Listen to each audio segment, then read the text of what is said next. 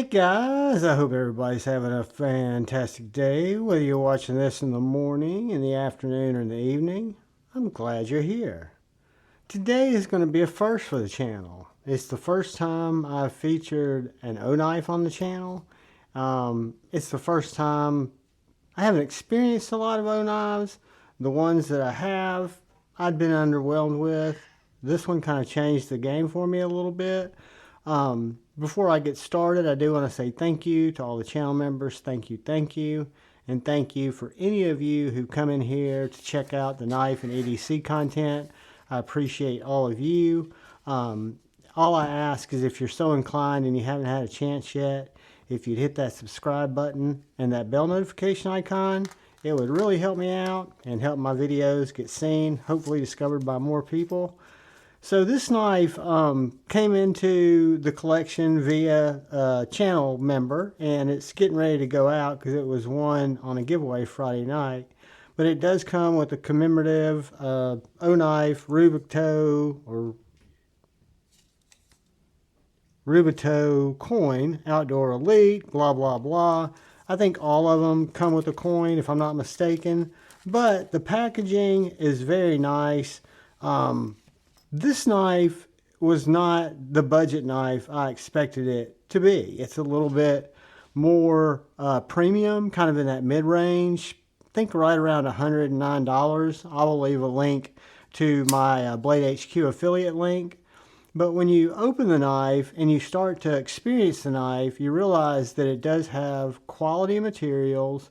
It has amazing action, has great detent, thumb stud actuated, deep carry clip, which is reversible with fully recessed hardware. If I'm not mistaken, these knives are OEM'd by Kaiser.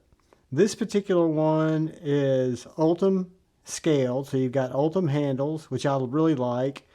You've got on the blade here Rubato 4, and it's got a part number. I could do without that. And on this side, you've got CPM S35VN. So yes, it is S35VN. Very nice blade steel on a knife that's coming in right around $100, which I think is pretty impressive to say the least. But let's see if this thing cuts.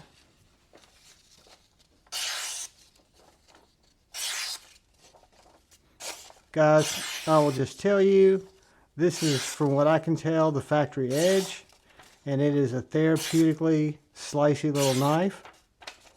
I don't know if you can hear or lack of hearing that paper separate.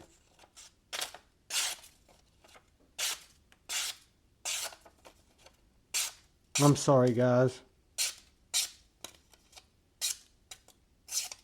But yes, very slicey, nice, tall, flat ground blade. I really dig the look of the knife. I dig the blade style. I like that little drop point style with the belly there in the front. I really like the smooth Ultem handles. I do wish it would be nice if there was a little texture because they are smooth. Sorry about that, guys. They are smooth, so not that I think that they would be slick or hard to hold on to. I would just like to have a little texture. It does have a little bit of texture that you can feel. Hold on, guys. Tip. Sorry about that. It does have a little bit of texture, but it could use a little more. I think that's just the texture of the Ultem itself.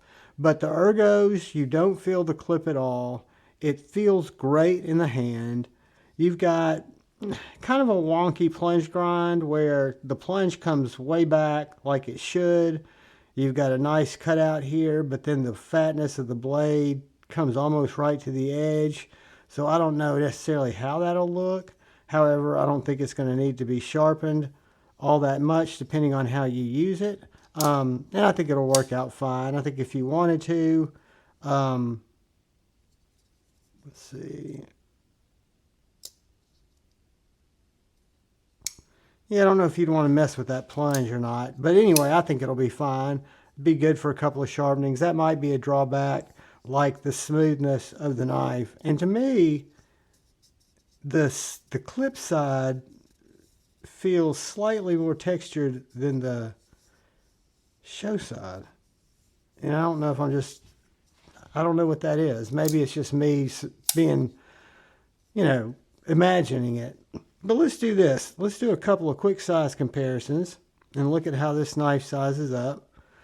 Let's see it next to our Satin Dave Cold Steel 4-Max and our Civivi Baby Banter. And you'll see it's much smaller than the 4-Max. It's going to be a good bit bigger than the Baby Banter. Let's look at it next to the Benchmade Bug Out.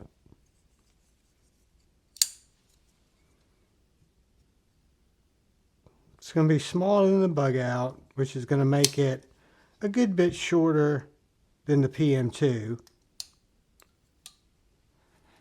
And again, I don't think it really mimics the Bug Out. Yes, it's got a crossbar lock. I think the thumb studs on this Rubato are done amazingly well. They're cylindrical with just enough grip out where your fingers are going to come into contact with it. That makes it easy to either reverse flick or thumb flick. I think they did a great job on the studs. They've also got some nice jimping on this bar lock, and it's not protruding out super far from the scales. I think that's nice. And again, reversible clip. I want to say we probably got T8 on the pivot and T6 on the bodies, but let's just see.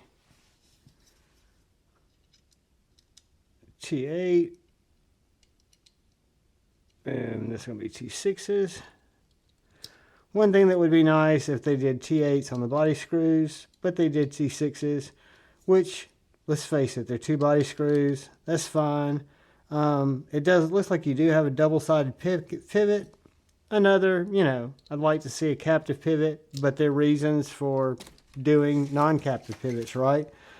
Keep the blade from walking, stuff like that. I don't know much about it, but just pointing out things that I notice. So let's do a couple of measurements. And we will learn that the OKnife Rubato 4 is right a hair over 7 inches, less than 7 1/4. The blade's going to come in right at about 3 inches. The handle is going to come in at 4 inches. The grip to the front there is 3 3/4, and about 3 1/4 to right here.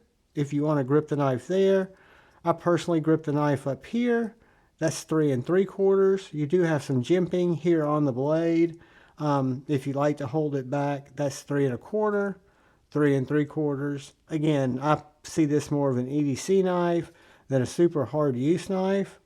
Let's get a couple more dimensions and we'll get a weight and we will be done. I think we're going to find this blade is going to be very thin. Blade stock is 0.1085 inches.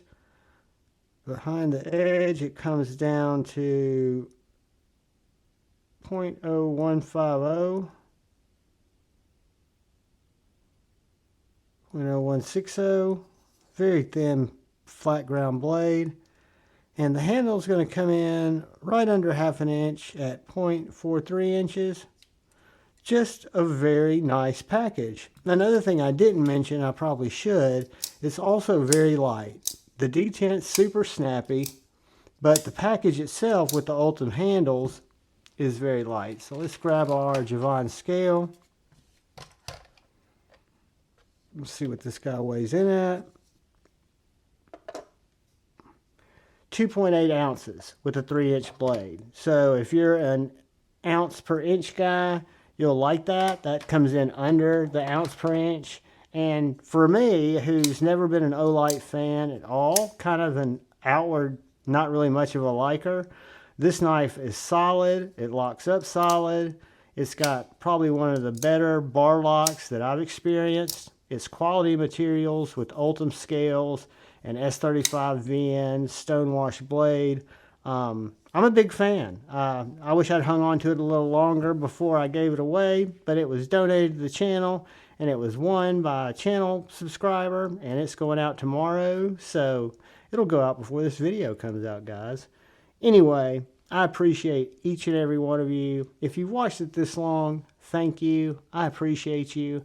If you haven't had a chance and you're so inclined, if I could convince you to hit that subscribe button, gracias. And then please look out for the guy or gal to your left. Please look out for the guy or gal to your right. Please look out for each other. Go forward with love in your heart and choose debate, not hate. Be up. Be up. Thanks, Joe Isabella. I love y'all. Peace.